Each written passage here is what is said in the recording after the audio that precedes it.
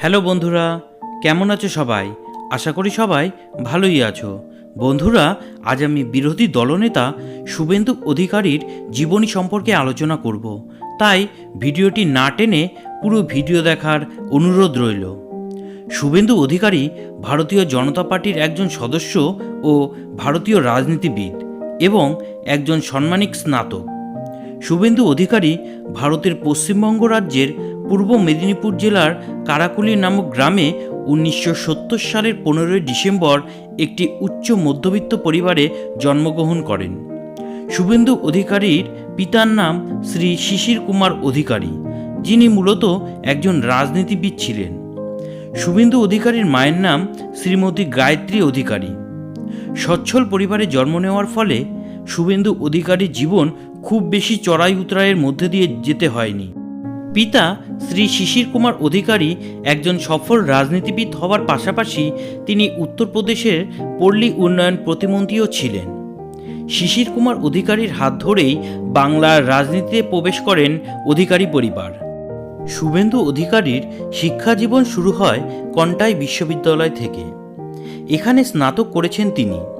এরপর রবীন্দ্রভারতী বিশ্ববিদ্যালয় থেকে স্নাতকোত্তর করেন তিনি।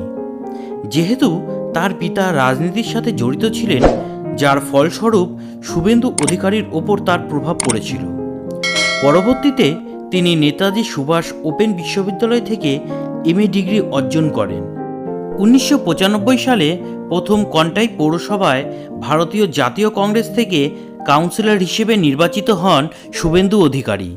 কংগ্রেসের হাত ধরেই রাজনীতিতে প্রবেশ করেছিলেন শুভেন্দু অধিকারী। 2004 সালে তমলুক লোকসভা কেন্দ্র থেকে লড়েছিলেন তিনি, কিন্তু সেই বছর বামপন্থী নেতা লক্ষণ শেঠের কাছে হেরে যান তিনি। এরপর 2006 সালে শুভেন্দু অধিকারী সাফল্য ফিরে পান। ওই বছর ওআইটিসি সদস্য হিসেবে 1,72,958 ভোটের ব্যবধানে তিনি লক্ষণ শেঠকে পরাজিত করেন। এই বছরই তিনি কাঁথি পৌর কর্পোরেশনে চেয়ারম্যান হিসেবে নিযুক্ত হন।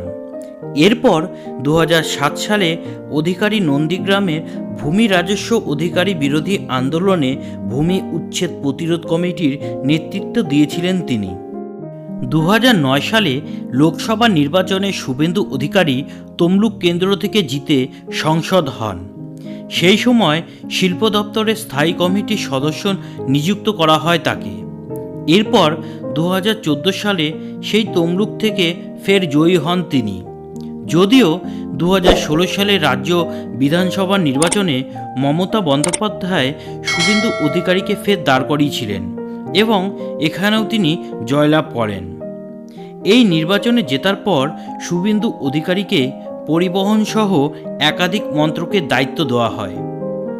শুধুমাত্র পূর্ব মেদিনীপুর জেলায় নয়, বাঁকুড়া, পুরুলিয়া, পূর্ব মেদিনীপুর জেলাতেও শুভেন্দু অধিকারী সফলতা পেয়ে গেছেন।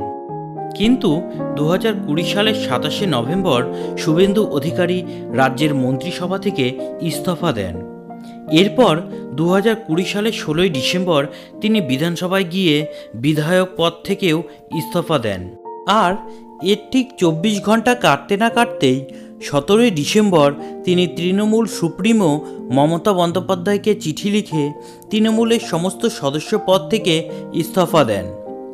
এরপরেই 2020 সালে 19শে ডিসেম্বর স্বরাষ্ট্রমন্ত্রী অমিত শাহের উপস্থিতিতে ভারতীয় জনতা পার্টি বিজেপিতে যোগদান করেন শুভেন্দু অধিকারী।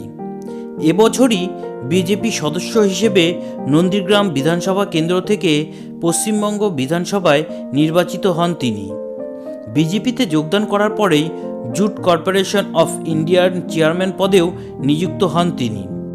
বর্তমানে তিনি বিরোধী দলনেতা হিসেবে পরিচিতি লাভ করেছেন। বন্ধুরা, আজকে এই পর্যন্তই। ভিডিওটি ভালো লাগলে অবশ্যই লাইক এবং শেয়ার করবে, কমেন্ট করে জানাবে তোমাদের গুরুত্বপূর্ণ মতামত। যদি অন্য কোনো মহান ব্যক্তির জীবনী জানতে চান তাহলে অবশ্যই তার নামটি কমেন্ট করে জানাবেন।